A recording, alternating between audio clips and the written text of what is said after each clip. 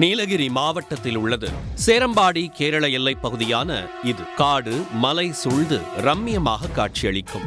பறவைகளின் சத்தத்தை மட்டுமே கேட்டு பழகியிருந்த சேரம்பாடி அன்று போலீசாரின் பூத் சத்தத்தால் அதிர்ந்து போனது. கேரள தமிழக போலீசார் மற்றும் அதிகாரிகளோடு தயாராக இருந்த ஒரு டீம் காட்டுக்குள் சென்றிருக்கிறது. சில மணி நேரங்களுக்கு பிறகு ஒரு மூட்டையோடு வெளியே வந்தவர்கள் அதை ஆம்புலன்ஸில் ஏற்றி அனுப்பி வைத்திருக்கிறார்கள்.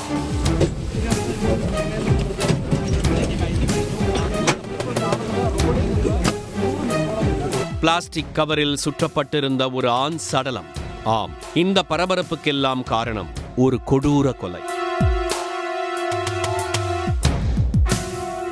கேரள மாநிலம் கோழிக்கோட்டைச் சேர்ந்தவர் ஹேமச்சந்திரன். 53 வயதான இவர் ஒரு முன்னாள் ராணுவ வீரர். மனைவி சுபீஷா மற்றும் பிள்ளைகளோடு வசித்து வந்திருக்கிறார். ஹேமச்சந்திரன் ரியல் எஸ்டேட், சீட்டு கம்பெனி என பணம் புழங்கும் தொழில்களை செய்து வந்திருக்கிறார்.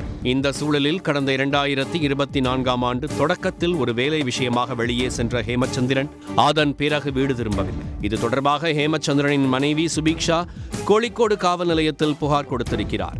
கடைசியாக ஹேமச்சந்திரனின் செல்போனுக்கு அழைத்த போது நௌஷத் என்பவர் எடுத்து பேசியதாகவும் அதன் பிறகு செல்போன் சுவிட்ச் ஆஃப் செய்யப்பட்டதாகவும் புகார் மனுவில் ஹேமச்சந்திரனின் மனைவி குறிப்பிட்டிருந்தார். ஆனால் போலீசாரால் நௌஷத்தை கண்டுபிடிக்க முடியவில்லை. அதோடு ஹேமச்சந்திரனுக்கு என்ன ஆனது என்றும் தெரியவில்லை.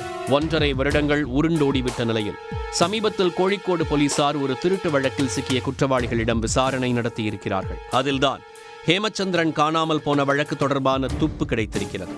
அந்த தகவலின் அடிப்படையில் போலீசார் ஜோதிஷ்குமார், PS அஜேஷ் ஆகிய இருவரை மடக்கி பிடித்து விசாரித்திருக்கிறார்கள். அதில்தான் 1.5 ஆண்டுகளாக புதைந்து கிடந்த உண்மை வெளிவந்திருக்கிறது.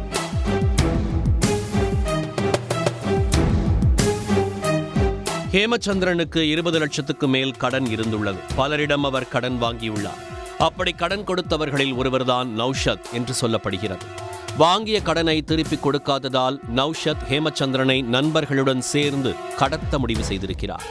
சம்பவத்தன்று ஹேமச்சந்திரனை அவரது தோழி மூலம் தனியே வரவழைத்த நௌஷத் காரில் கடத்தி சென்றிருக்கிறார். வயநாடு, மைசூர் என ஒரு வாரமாக ஹேமச்சந்திரனை அந்த கும்பல் அடித்து துன்புறுத்தி இருக்கிறது. தொடர்ந்து நடந்த தாக்குதலில் ஹேமச்சந்திரன் இறந்துவிடவே சடலத்தை காரில் எடுத்துச் சென்று சேரம்பாடி வனப்பகுதியில் அந்த கும்பல் புதைத்துவிட்டு தலை மறைவாகி இருப்பது விசாரணையில் தெரிய வந்துள்ளது.